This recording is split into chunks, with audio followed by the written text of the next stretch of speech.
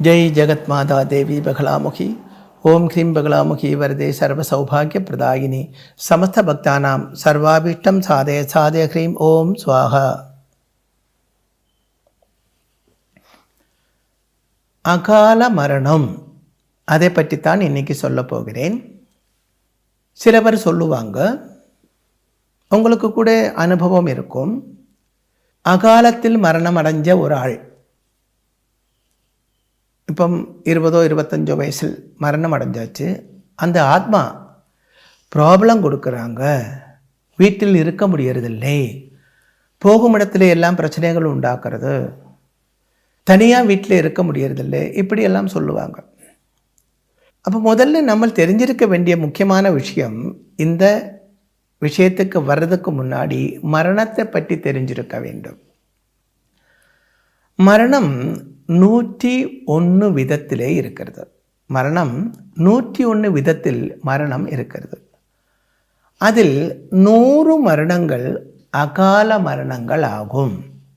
101 வித மரணங்களில் 100 மரணங்கள் அகால மரணங்கள். ஒரு மரணம் கால மரணம். கால மரணத்தை தடுக்க முடியாது, அகால மரணங்களை தடுக்க முடியும்.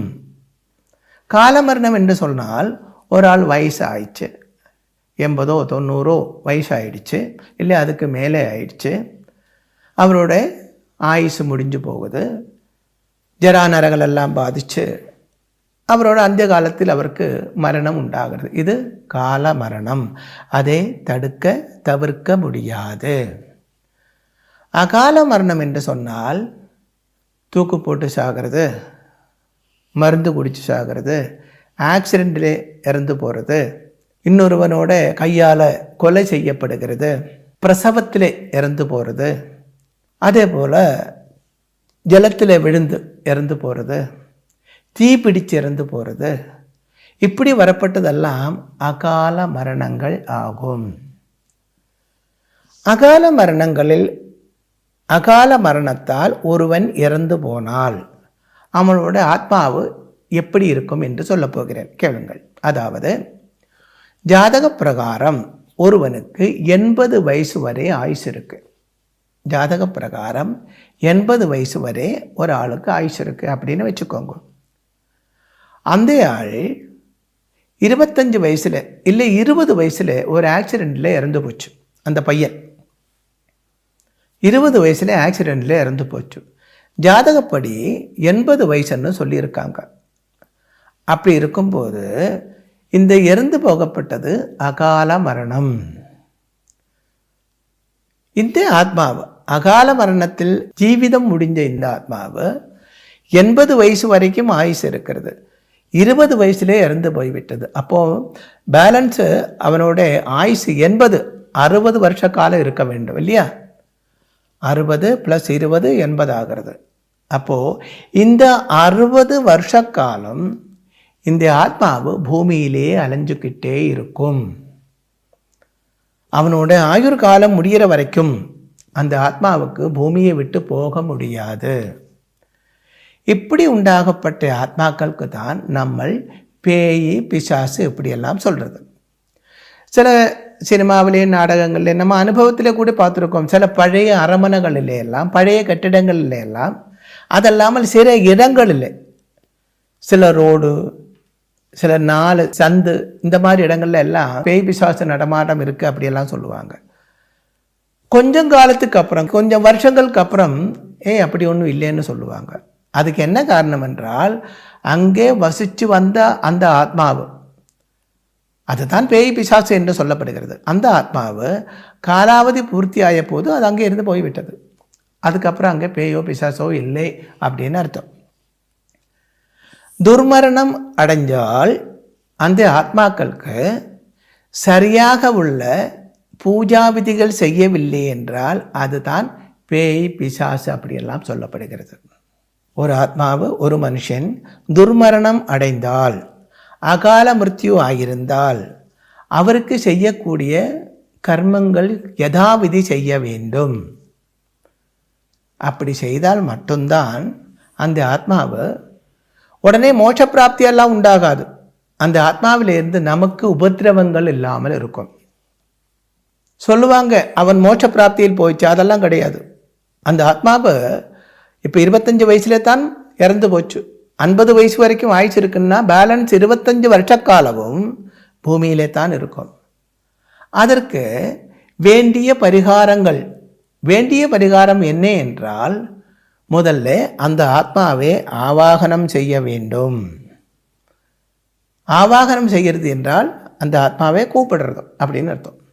அந்த ஆத்மாவை ஆவாகனம் செய்து ஒரு சந்தனத்தடியில், பொண்ணாயிருந்தால் பொண்ணோட உருவத்தில் ஒரு பொம்மை உண்டாக்கும் சந்தனத்தடியினால், ஆணாயிருந்தால் ஆணோட உருவத்தில் ஒரு பொம்மை உண்டாக்கி, அந்த பேரு நட்சத்திரம் இதிலே அந்த பேரு நட்சத்திரப்படி ஒரு பொம்மை உண்டாக்கி இதில் அந்த ஆத்மாவை ஆவாகிச்சு அந்த ஆத்மாவை அதிலே சமர்ப்பணம் செய்யும். அதற்கப்புறம் இதுக்கு திலஹோமம் செய்வாங்க. திலஹோமம் என்றால் பாபம் இல்லாமல் செய்வதற்காக. திலஹோமம் பாபத்தை க்ஷயிப்பிக்கும், பாபத்தை இல்லாமல் செய்யும். இந்த ஆத்மாவோட பாபங்கள் க்ஷயிச்சு போய்விட்டது. அதுக்கப்புறம் அது சாயுஜ்ய ஹோமம் பண்ணணும். பாபம் க்ஷயிச்சு போச்சினால் புண்ணியம் உண்டாகாது. பாவம் தீர்ந்து விட்டால் உடனே புண்ணியம் உண்டாகும் என்று அர்த்தம் இல்லை. புண்ணிய கர்மங்கள் செய்தால்தான் புண்ணியம் உண்டாகும்.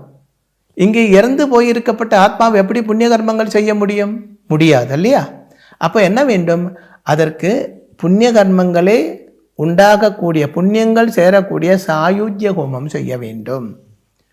சாயுஜ்ய ஹோமம் செய்து அந்த சந்தனத்தடியிலே ஆவாகனம் செய்யப்பட்ட அந்த பிரதிமையை மகாவிஷ்ணு க்ஷேத்திரத்திலேயோ சிவக்ஷேத்திரத்திலேயோ, அதாவது இந்த பையன் எந்த கடவுளை ரொம்ப விரும்பி இருந்ததோ இஷ்டப்பட்டிருந்ததோ அந்த க்ஷேத்திரத்தில் கொடுத்து அந்த க்ஷேத்திரத்தில் அந்த தெய்வீக சக்தியில் சமர்ப்பணம் செய்ய வேண்டும். அப்படி இருந்தால் மட்டும்தான் இந்த ஆத்மாவுக்கு சாந்தி உண்டாகும். மோட்ச பிராப்தி என்று சொல்றதுல அர்த்தம் இல்லை, சாந்தி உண்டாகும், ஆத்மா சாந்தி உண்டாகும். அப்போ இந்த ஆத்மாவிலிருந்து நமக்கு எந்த விதமான தோஷங்களும் உண்டாகாது. சேஷமுள்ள, அதாவது 25 வயசுல இறந்து போயாச்சு, ஜாதகப்படி 50 வயசு வரை இருக்கு. சேஷமுள்ள அந்த 25 வருஷ காலம் இது எந்த க்ஷேத்திரத்தில் நம்ம சமர்ப்பணம் பண்ணி இருக்கிறதோ அந்த க்ஷேத்திரத்தில் அந்த தேவனோட பரிவாரங்களோடு சேர்ந்து இந்த ஆத்மாவும் நிற்கும். அதுக்கப்புறம் அந்த காலாவதி பூர்த்தி ஆகும்போது அது சொர்க்கத்துக்கோ நரகத்துக்கோ போய்விட்டு மறுபடியும் கொஞ்சம் காலத்துக்கு அப்புறம் பூமியில் வந்து புனர்ஜனிக்கும். இதுதான் ஆத்ம சாஸ்திரம், இதுதான் உண்மை. தெய்வங்கள் இருக்கு என்று நீங்கள் நம்புறதாயிருந்தால், ஹிந்து வேத சாஸ்திரங்களை நம்புறதாயிருந்தால் இது நம்பித்தான் ஆக வேண்டும். ஏனென்றால் இது வேத சாஸ்திரத்திலே சொல்லியிருக்கப்பட்டது தான், ஆத்ம சாஸ்திரத்திலே சொல்லியிருக்கப்பட்டது தான். அப்போல் அகால மிருத்யு உண்டாயால் அந்த ஆத்மாவுக்கு ஏதாவது வேண்டிய கர்மங்கள் செய்யவில்லை என்றால் அந்த ஆத்மாவு அலைஞ்சுக்கிட்டே இருக்கும். ஆத்மாவை அலைஞ்சுக்கிட்டே இருக்கும்போது அதுக்கு நம்மளிடம் கோபம் உண்டாகும், வேண்டியவரிடம் கோபம் உண்டாகும். இப்போ நம்ம வீட்டில் ஒரு ஆள் இருக்குன்னு வச்சுக்கோங்க, ஒரு எக்ஸாம்பிள் சொல்கிறேன். வீட்டில் 5 அங்கங்கள் இருக்குது, 5 குழந்தைகள் இருக்குது.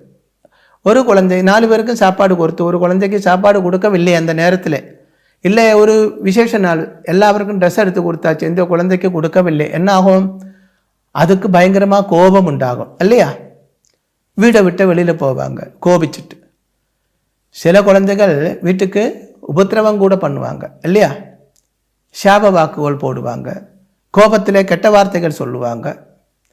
இது சராசரியாக இருக்கப்பட்ட ஒரு மனுஷனே இப்படி பண்ணும் என்றால் இறந்ததுக்கு அப்புறம் இந்த ஆத்மாவுக்கும் இதே மாதிரி தான். அவருக்கு வேண்டியது பண்ணவில்லை என்றால் அதோட பெந்துமித்ராதிகளாக இருக்கப்பட்டவரிடம், அதோட சொந்தக்காராக இருக்கப்பட்டவரிடம் அதுக்கு ஒரு வெறுப்பு உண்டாகும், ஒரு வித்வேஷம் உண்டாகும். அந்த வித்வேஷம் வெறுப்பு வந்து நமக்கு தோஷங்கள் செய்யக்கூடிய ஒரு டெண்டன்சி அந்த ஆத்மாவிலே உண்டாகும். அது நம்மளோட உறக்கத்தை கெடுக்கும், நிம்மதியே கெடுக்கும். நிம்மதி இல்லை, உறக்கம் இல்லை, நிம்மதி இல்லை, இப்படி வரும்போது மனோவியாதி உண்டாகும், அந்த மனோவியாதியினால சொல்லுவாங்க, அதோ பேய் நிற்கிறது, அங்கே நிற்கிறது, இங்கே நிற்கிறதுன்னு. சிலவங்க உடம்புல வந்து பேய் வந்து சாமி ஆடுற மாதிரி சொல்லிகிட்டே இருப்பாங்க. உண்மையிலே அந்த ஆத்மாவை அப்போ இவனோட உடம்புல வந்து சொல்கிறது அல்லை. இவனுக்கு தூக்கம் இல்லாமல் வரும், பசி இல்லாமல் வரும், ரொம்ப டயர்டாக இருக்கும்.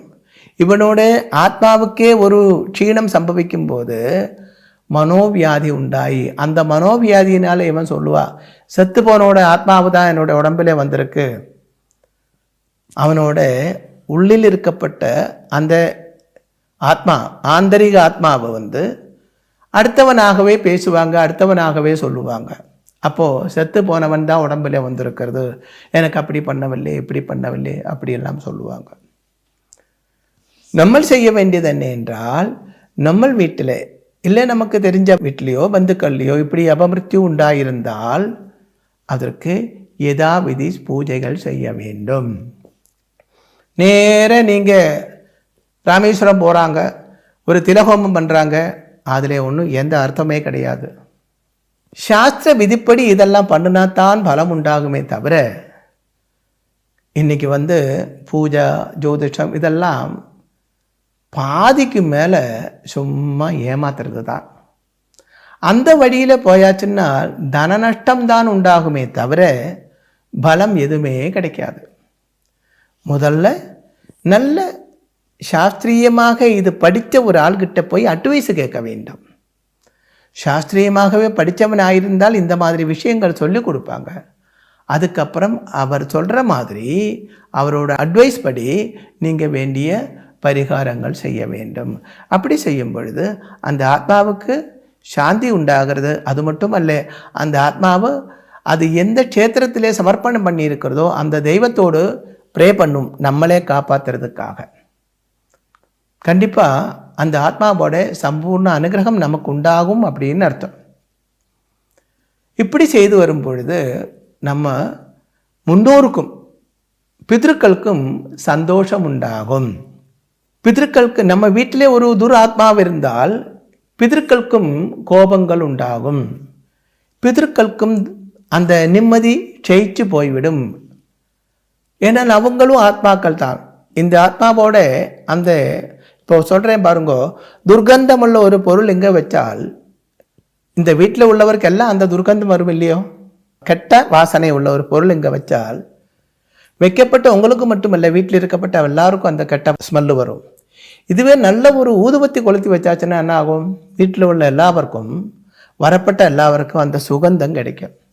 அதுபோல் துர் ஆத்மாக்கள், துர்மரணம் அடைந்த ஆத்மாக்கள் பேய் பிசாசாக மாறி நமது இல்லத்தில் குடி வாழ்ந்தால் நமக்கு மட்டுமல்ல நம்ம பிதர்களுக்கும் அது தோஷத்தை உண்டாக்கும். பிதர்களுடைய அனுகிரகம் இல்லாமல் வர்றதுக்கும் பிதர்களுடைய கோபத்துக்கு இடையாகுவதற்கும் இது காரணமாக இருக்கும். அதனால் இப்படி துர்மரணம் அடைந்த ஆத்மாக்கள் வீட்டிலே இருந்தால், நம்ம சொந்த பந்தங்களிலே இருந்தால் சாஸ்திர விதிப்படி அதுக்கு வேண்டிய பரிகாரங்கள் செய்ய வேண்டும்.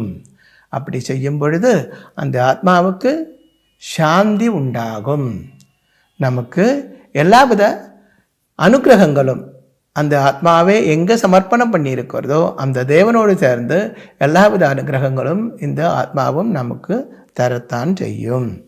ஜெய் ஜெகத் மாதா தேவி பகலாமுகி சமஸ்த பக்தானாம் சர்வாபீஷ்டம் சாதய சாதய ஹ்ரீம் ஓம் ஸ்வாஹா. ஸ்ரீ சூரியமங்கலம் அத்வைத வேத வித்யாபீடத்தில் தாந்திரீக பூஜைகளில் சிறந்து விளங்கும் பல ஆச்சாரியர்களால் அமாவாசை மற்றும் பௌர்ணமி நாளன்று சிறப்பு யாகங்கள் நடைபெறுகின்றன. இந்த யாகங்களில் கலந்து கொள்வதன் மூலம் அன்னை ஸ்ரீ பகலாமுகி தேவியின் அருளால் நம் சர்வதோஷங்களும் நீங்கி சகல சௌபாகியங்களும் நம்மை பரிபூரணமாக வந்தடையும். ஸ்ரீ சூரியமங்கலம் அத்வைத வேத வித்யாபீடம் ஜோதிடம், பிரசன்னம், வாஸ்து, தாந்திரீக பூஜைகள் மற்றும் வேத யாகங்கள் செய்திட தொடர்புக்கு 7305442299 7305442299. தொடர்பு மையங்கள் சென்னை, கோவை, பெங்களூரு, ஹைதராபாத், விஜயவாடா, டெல்லி, மும்பை, திருநெல்வேலி, டெக்சாஸ்.